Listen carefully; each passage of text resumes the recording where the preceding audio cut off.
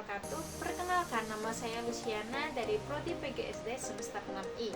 Saya akan menceritakan tentang sebuah kisah dari Danan Bojo, yaitu Wadul Tandarahi. Video ini dibuat untuk memenuhi tugas UAS mata kuliah Public Speaking dengan dosen pengampu Bapak Syarifuddin MPDI.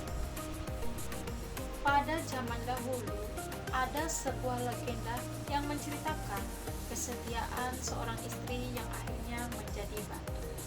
Cerita ini berasal dari Danan Bojo di Kelurahan Manggemaci, Jorobedi. Di sana terdapat sebuah desa dan beberapa kepala keluarga yang memiliki penghasilan dari bertani dan berkebun. Di desa itu pula terdapat sepasang suami istri yang sudah tua dan renta yang bekerja sebagai seorang petani dengan nama Ina Male dan Ompung Garo. Ina Male dan Ompung Garo memiliki seorang putra yang bernama Langusu. Langusu merupakan sosok laki-laki yang sangat semangat, baik serta menghormati orang tuanya.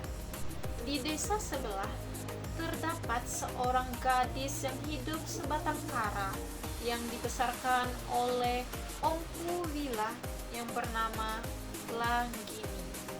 Kecantikan dan kebaikan dari Langgini ini membuat para lelaki di desanya ingin memilikinya sebagai seorang istri. Akan tetapi Langgini tidak pernah memberikan kesempatan kepada para lelaki yang ingin mendekatinya.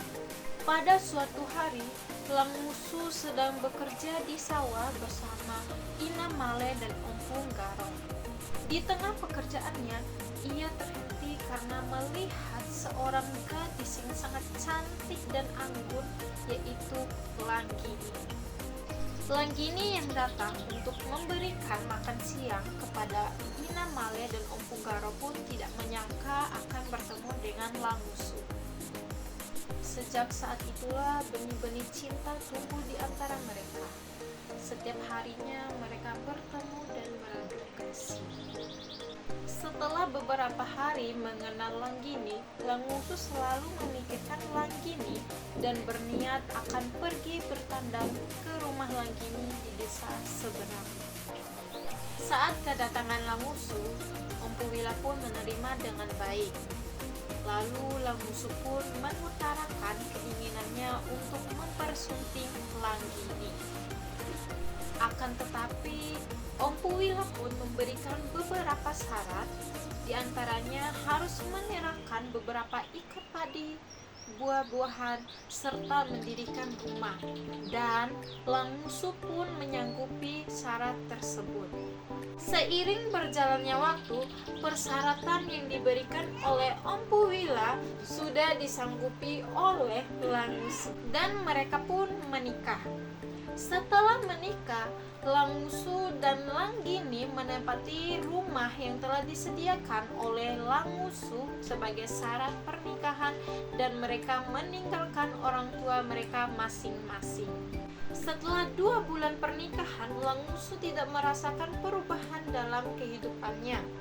Ia selalu pergi melaut, sehingga di tengah laut ia memikirkan untuk pergi merantau ke Goa Makassar agar kehidupannya dengan Langgini bisa lebih baik.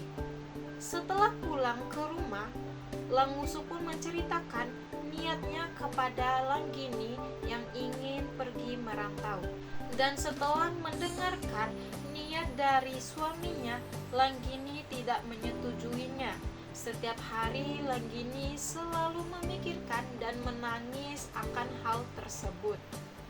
Kemudian Langusu selalu merayu dan meyakininya sehingga Langgini pun menyetujuinya. Tibalah hari di mana Langusu akan pergi merantau, dan orang tuanya pun kaget karena baru mengetahui keinginan anaknya tersebut. Akan tetapi orang tuanya tidak bisa berbuat apa-apa selain memberikan restunya kepada Langusu, begitupun dengan Ompu Wila. Ketika kapal yang akan membawa Langusu akan segera berangkat, Langusu pun memberikan pasapu monca kepada Langgini. Hari demi hari, bulan demi bulan, bahkan tahun demi tahun, tak pernah ada kabar dari Langusu. Dan musibah yang menimpa Langgini datang berturut-turut. Dimulai dari Ompu Wila yang meninggal karena bencana yang ada di desanya, kemudian disusul oleh Ompu Ngaro. Kini tinggallah dua sosok wanita lemah. Demi mempertahankan hidupnya, Langgini pun bekerja di sawah-sawah dan ladang milik tetangga untuk mendapatkan makanan.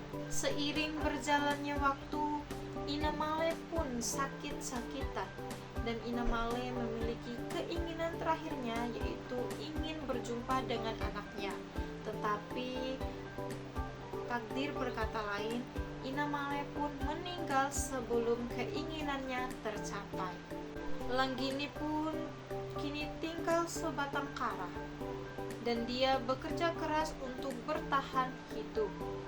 Setelah bertahun-tahun, akhirnya Langusu pun mempunyai niat untuk pulang ke kampung halamannya.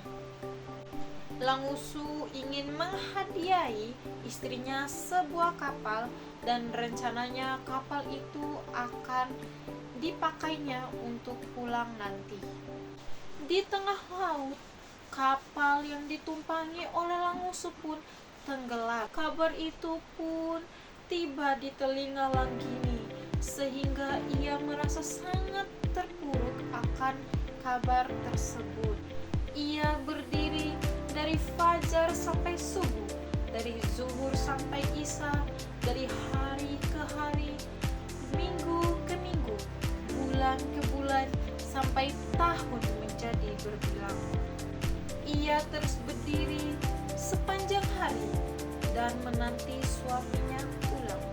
Hingga di saat tubuhnya mulai lemah dan rapuh, Langgini mengatakan jika ia tidak bisa bertemu dengan suaminya, lebih baik dia menjadi maut. Itulah kisah legenda dari Waduk Tanda Rahim. Demikian cerita singkat dari saya. Wassalamualaikum warahmatullahi wabarakatuh.